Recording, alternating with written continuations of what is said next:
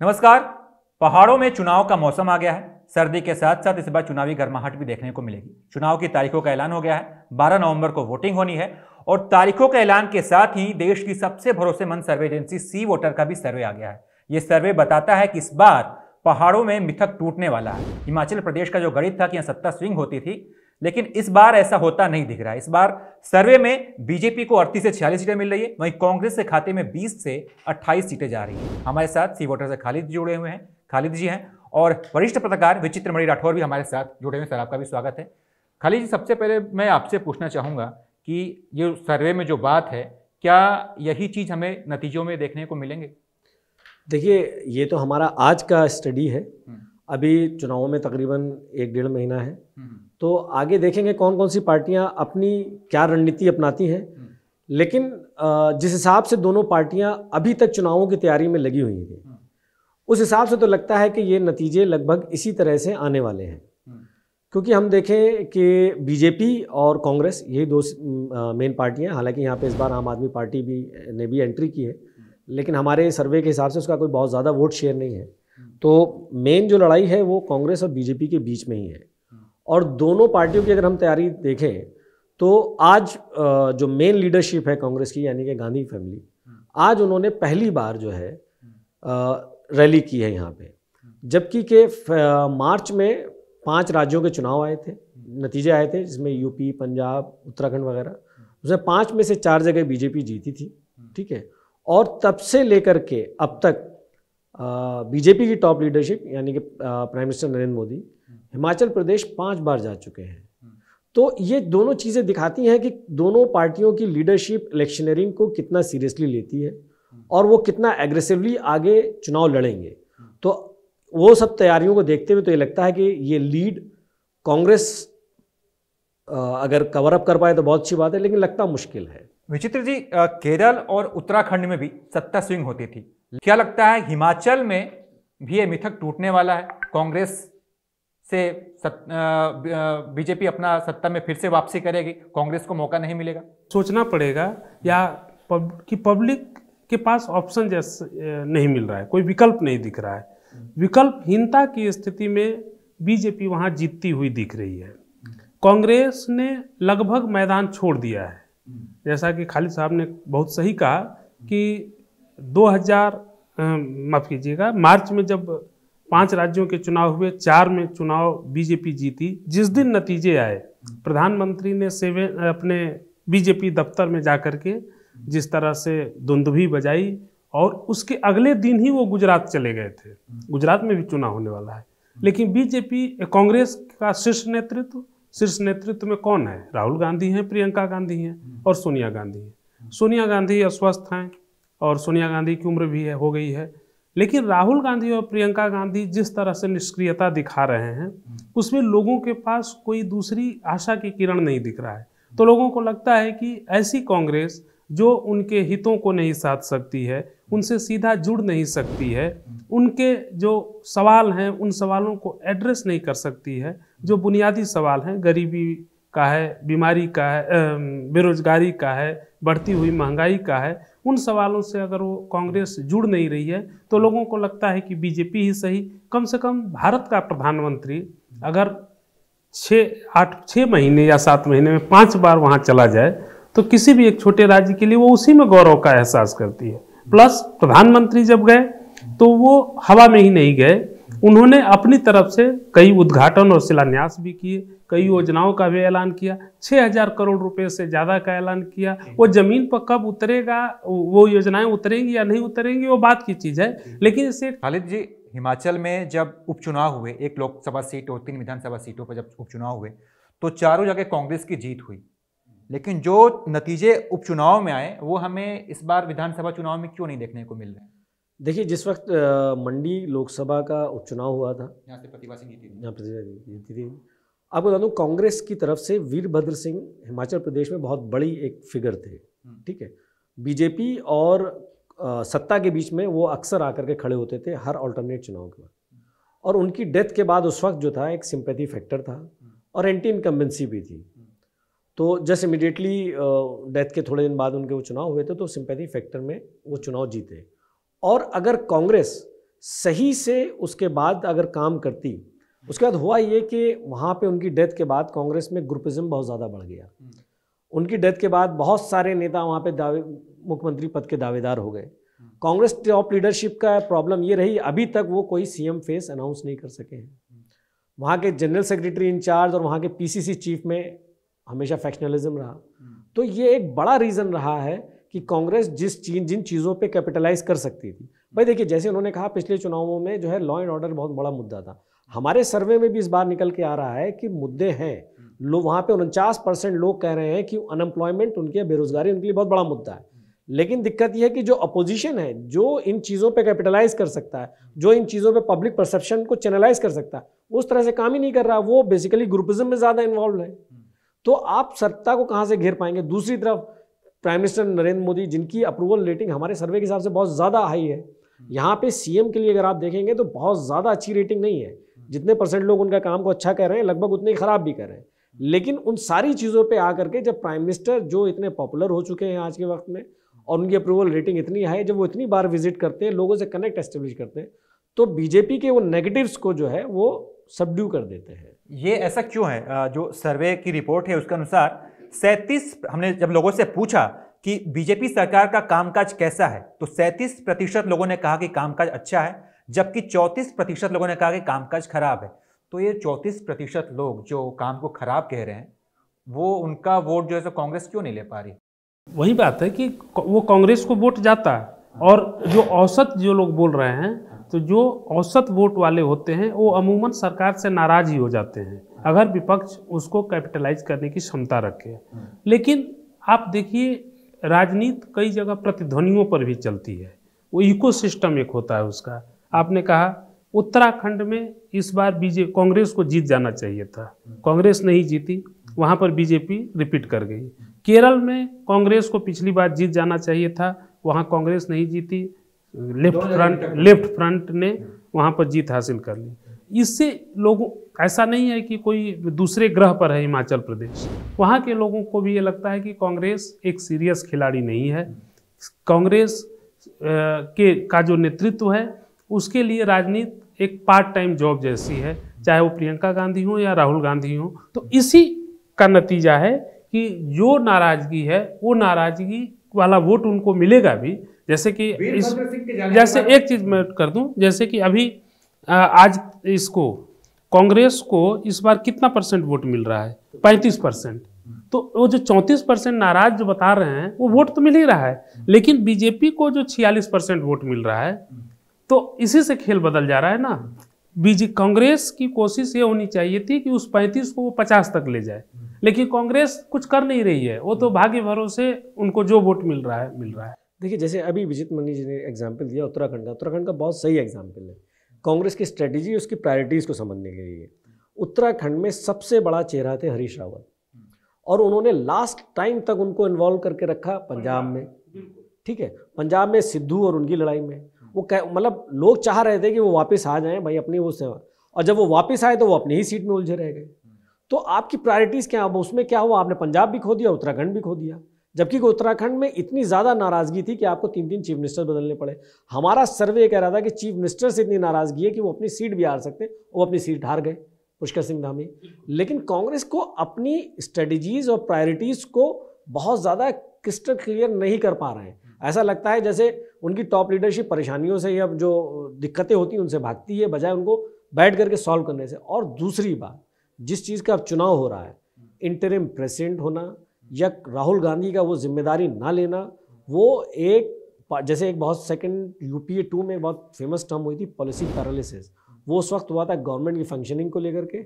और वो मैं देखता हूँ पिछले 2019 के बाद से Congress as a party organisation के अंदर डिसीजन लेने में, क्योंकि आपका फुल टाइम कोई प्रेसिडेंट है नहीं, तो बहुत सारी चीज़ें जो हैं उसमें डिसीजंस लेने में आपका पॉलिसी पैरालिसिस होता है, और उसी वजह से आप चीज़ें एड्रेस नहीं कर पाते, ना स्ट्रेटेजी सही से बना पाते, ना आप अपने इलेक्शनरिंग को लेके प्रायोरिटीज अपनी सेट कर पाते। विचित्र जी, क्या हम ये कह सकते हैं कि कांग्रेस पार्टी की लड़ाई बीजेपी से नहीं कांग्रेस से ही है? वीरभद्र सिंह के जाने के बाद पार्टी यूनाइटेड नहीं है, सीएम फेस के लिए लोग लड़े, प्रतिभा सिंह अलग हैं और सुक्खू जी अलग हैं। देखिए, एक मैं समाजशास्त्र का विद्यार्थी रहा हूँ, मुझे लगता है कि हमेशा विपक्ष में कोई नेता नहीं होता है, विपक्ष में जनता होती है।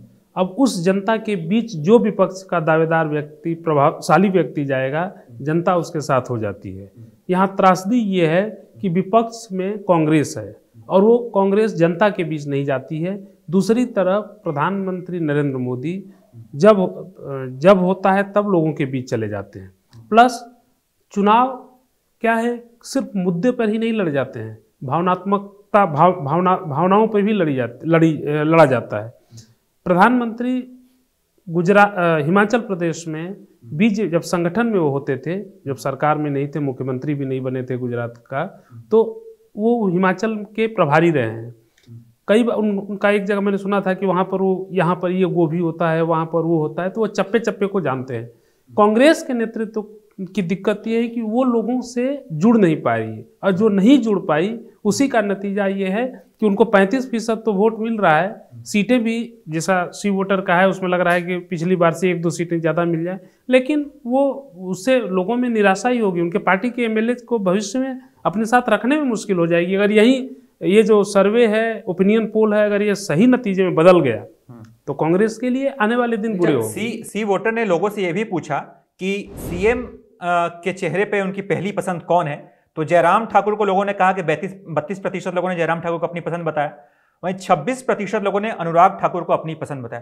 तो क्या ऐसा हो सकता है क्या कि बीजेपी एन वक्त पे अनुराग ठाकुर को एज सीएम प्रोजेक्ट करे वहां पे? देखिए, संभावना कितनी? देखिए, अगर अभी तक बीजेपी ने ये क्लियर नहीं किया है कि अगला मुख्यमंत्री जयराम ठाकुर ही रहेंगे। बीजेपी अगर ऐलान कर देगी कि हमारे मुख्यमंत्री जयराम ठाकुर ही रहेंगे, तो फिर बीजेपी अमूमन जो रखती है उसको बना देगी। लेकिन अगर नहीं करती है तो हो सकता है कि सर्बानंद सोनोवाल वाली स्थिति जयराम ठाकुर की हो जाए कि ठीक है, चुनाव तक भाई आप रहिए, चुनाव में जीतेंगे। जैसे वहाँ पर सर्बानंद सोनोवाल जीते थे, उनको केंद्र में ले आई, राज्यसभा में लाई और फिर मंत्री बना दिया। और विश्व शर्मा बनने के चांसेस कितने हैं? अब ये तो नहीं कहा जा सकता है, ये तो जब कुछ आएगा वो, ये तो पार्टी लीडरशिप ही डिसाइड करेगी। लेकिन इस डाटा से एक चीज़ ये निकल के आ रही है कि जहां कांग्रेस अपनी टॉप लीडरशिप स्टेट में नहीं डिसाइड कर पा रही है, बीजेपी के पास सिटिंग चीफ मिनिस्टर के बाद एक दूसरी लीडरशिप भी है जिसको 26% आ रहा है। वो टॉप 1-2 बीजेपी में ही है। अब वो अनुराग ठाकुर के अपने सेंटर में मिनिस्टर होने की वजह से है या अपने फादर की लेगेसी की वजह से है, लेकिन उनके पास सीएम के बाद भी एक लीडरशिप है जो नंबर 2 पे है। कांग्रेस के पास जो लीडरशिप है अभी उन्होंने अनाउंस ही नहीं किया, वो नंबर 3 में, उनमें काफ़ी गैप है। तो ये दोनों चीज़ों की स्ट्रेटजीज को रिफ्लेक्ट करता है कि वो असलियत में लोगों के परसेप्शन में कैसे जा रहा है। इस बार आम आदमी पार्टी को देखा जाए तो वोट प्रतिशत इनका 6.3% है। तो इस बार आम आदमी पार्टी की क्या भूमिका होने वाली है? क्या वह ये कहावत होती है कि ना खेलेंगे ना खेलेंगे, खेल ही बिगाड़ देंगे? तो ये खेल बिगाड़ने आम आदमी पार्टी इस बार पहली बार चुनाव लड़ रही है हिमाचल प्रदेश में। लेकिन अब देखिए, हिमाचल से ज़्यादा उसका फोकस गुजरात में है। दोनों राज्यों में, हिमाचल प्रदेश में भी सर्वे का जो अनुमान दिखा रहा है, अगर आप उत्तराखंड से कंपेयर करें तो वही बात है। उत्तराखंड में तो ज़्यादा जोश खरोश के साथ आई थी, मुख्यमंत्री पद का उम्मीदवार भी लेकर आई थी, लेकिन कुछ नहीं हुआ।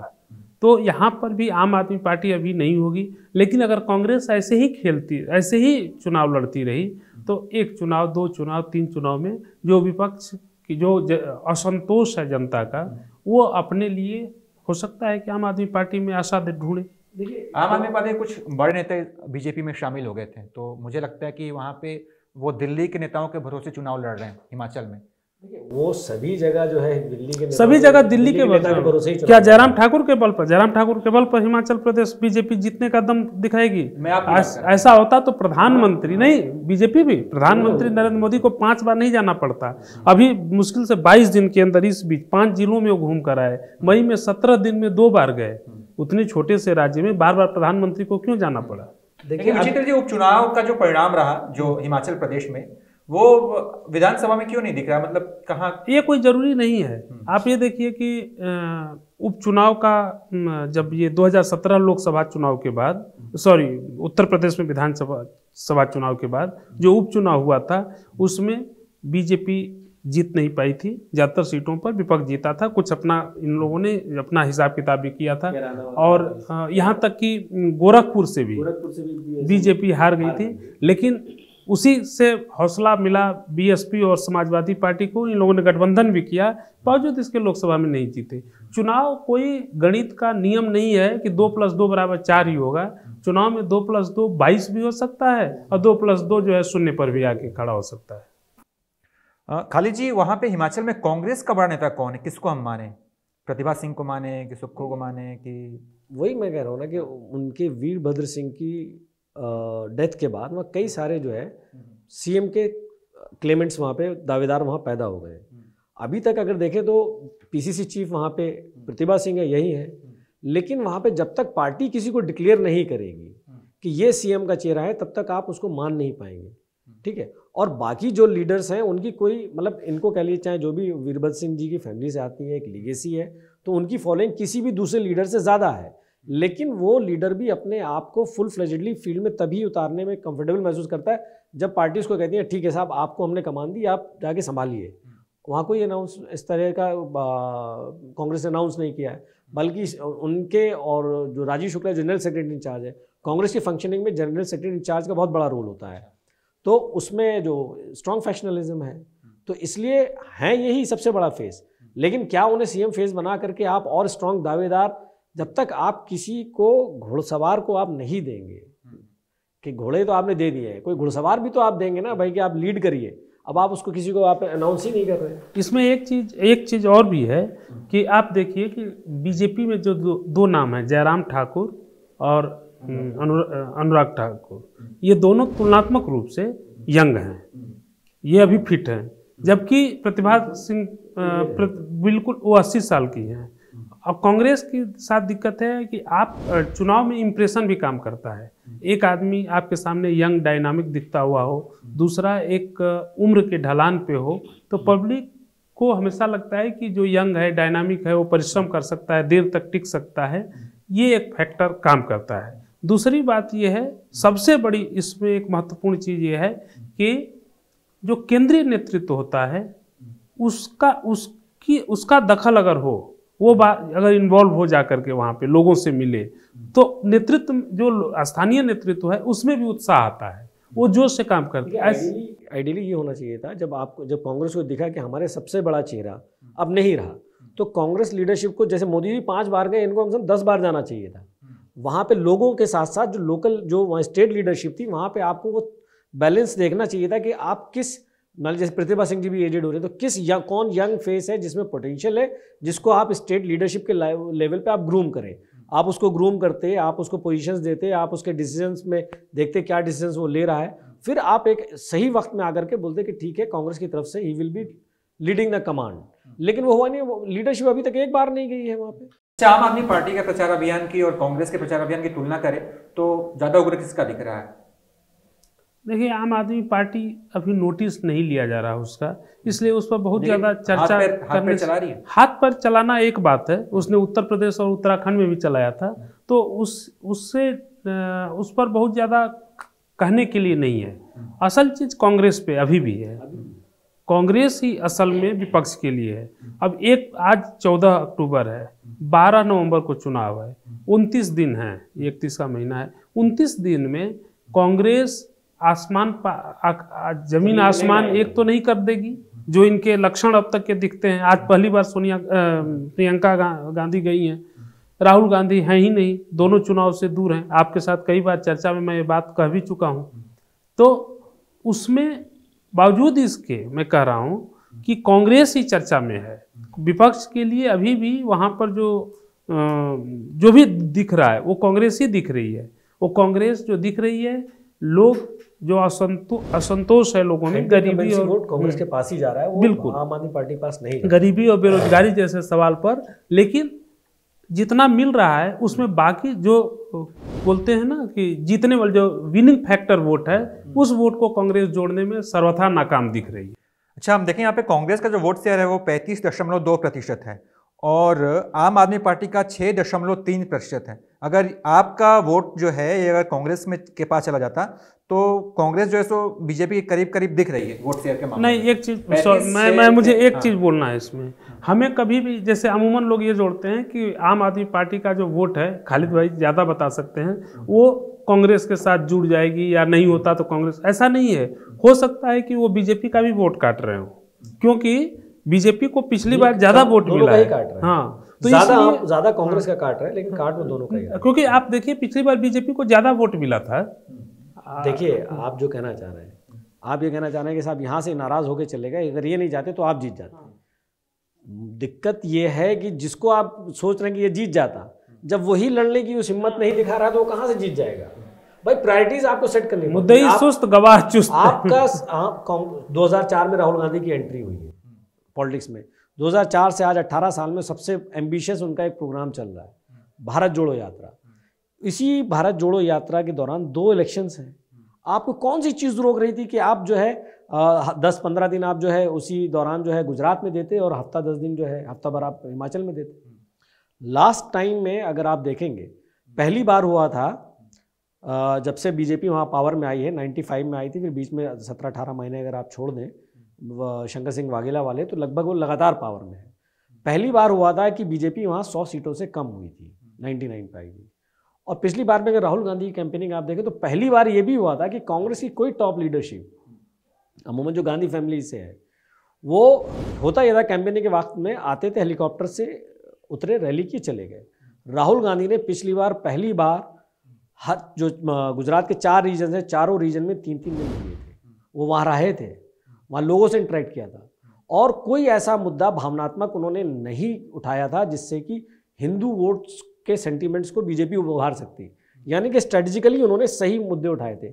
जैसे कि उसी वक्त में थोड़े दिन पहले डिमोनेटाइजेशन हुआ था, जीएसटी का मुद्दा था, ठीक है, ये सारी चीज़ें थी। और उसके अलावा भी वो 3 लड़के आ गए थे, ठीक है। तो ये सारी चीज़ें उन्होंने स्ट्रेटजिकली करी, तो लगभग उन्होंने बीजेपी को सत्ता से हटा लिया था। विचित्र न जाने क्या है इस बार कि वो गुजरात भी नहीं जा रहे हैं। अगर आप राहुल गांधी के सलाहकार होते तो आपके हिसाब से उनके जो भारत जोड़ो यात्रा है उसका स्वरूप कैसा होना चाहिए था? नहीं, मैं सलाहकार नहीं होता। मैंने ये कहा कि मैंने तो पहले ही कहा था कि भाई राहुल गांधी को अगर ये पदयात्रा का समय ही गलत था, क्योंकि गुजरात का चुनाव और हिमाचल प्रदेश का चुनाव, ये दोनों चुनाव कांग्रेस के लिए डू और डाई की स्थिति है। करो या मरो, करो या मरो की स्थिति ये होती है कि आपको हर हाल में जीतना है। आप जिस तरह से उत्तराखंड, पंजाब, गोवा, केरल जैसे राज्य गंवा चुके हैं, जिस तरह उत्तर प्रदेश में आप 1 या 2 सीट ले आए हैं, उसमें आप इन राज्यों को गंवाने को अफोर्ड नहीं कर सकते थे, लेकिन आप कर रहे हैं, तो कांग्रेस को शुभकामनाएं हैं। और क्या कहा जाए। आखिरी सवाल खालिद जी, बेरोजगारी और महंगाई के अलावा हिमाचल के और स्थानीय मुद्दे क्या हैं जिस पर जनता इस बार जिसको ध्यान में रखकर वोट करने वाली है? देखिए, अमूमन सारे चुनावों में बेरोजगारी, महंगाई, लॉ एंड ऑर्डर, इंफ्रास्ट्रक्चर, यही मुद्दे होते हैं। लोगों से आप किसी से भी आप कभी भी जाके बात करेंगे, भाई आपको जो है आपके लिए अगले चुनाव में क्या मुद्दा है, यंगस्टर होगा, यूथ होगा, वो कहेगा साहब मेरे लिए जो है एम्प्लॉयमेंट और अनएम्प्लॉयमेंट मेरे लिए सबसे बड़ा इशू है। आप किसी भी गृहिणी से जाकर के बात करेंगे, हाउस वाइफ से, या किसी भी कमाने वाले ठीक ठाक एक लोअर इनकम, वो कहेगा साहब मेरे लिए जो है महंगाई बहुत बड़ा मुद्दा है। अमूमन सारे चुनावों में आप जब लोगों से जाके हम लोग बात करते हैं तो यही मुद्दे होते हैं। कहीं कहीं पे होता है कि कभी कोई इमोशनल कोई इशू हो गया, वो एक मतलब जो उसने ट्रिगर कर दिया कोई इशू, तो वो एक इशू बन जाता है उस particular. Otherwise across the states generally लोगों के यही मुद्दे होते हैं, बेरोजगारी है, महंगाई है, आपका इंफ्रास्ट्रक्चर है, यही मुद्दे रहते हैं। विचित्र सर, आखिरी सवाल आपसे कि हिमाचल चुनाव के जो नतीजे होंगे उसे आप कैसे देखते हैं और इसका क्या असर पड़ेगा आने वाले लोकसभा चुनाव पर? अगर हिमाचल प्रदेश में कांग्रेस, जो हमारा सर्वे बता रहा है, ये सर्वे अगर सत्य साबित हुआ और जो रुझान दिख रहा है उससे सत्य साबित हो सकता है, तो कांग्रेस के लिए ये और बड़ा धक्का है। इससे जो कुछ भारत जोड़ो यात्रा के जरिए एक माहौल बनाने की कोशिश की जा रही है, वो कोशिश धूमिल होगी। कांग्रेस का तेज कमज़ोर पड़ेगा और नेहरू गांधी परिवार की साख पर और नेहरू गांधी परिवार के राजनीतिक कौशल पे बहुत बड़ा प्रश्नवाचक चिन्ह लगेगा। और उस परिवार के बगैर कांग्रेस के नेतृत्व, कांग्रेस के अस्तित्व और वजूद पर भी सवाल उठेगा। ये सारी चीज़ें एक दूसरे से जुड़ी हुई हैं। ये नतीजे के बाद कांग्रेस के अंदर, मैं तो ये भी कहता हूँ, ये नतीजे के बाद आप देखिएगा कांग्रेस में असंतोष के स्वर और उठेंगे। ठीक है, तो वोटिंग में और कुछ दिन बाकी हैं, 12 नवंबर को वोटिंग होनी है और सी वोटर का सर्वे ये कहता है कि इस बार जो है हिमाचल में बीजेपी फिर से वापसी कर रही है। आप इसके बारे में क्या सोचते हैं? हिमाचल में कौन बाजी मारेगा? कमेंट करके हमें जरूर बताइए। इस वीडियो में इतना ही, बाकी तमाम अपडेट्स के लिए आप देखते रहिए एबीपी लाइव।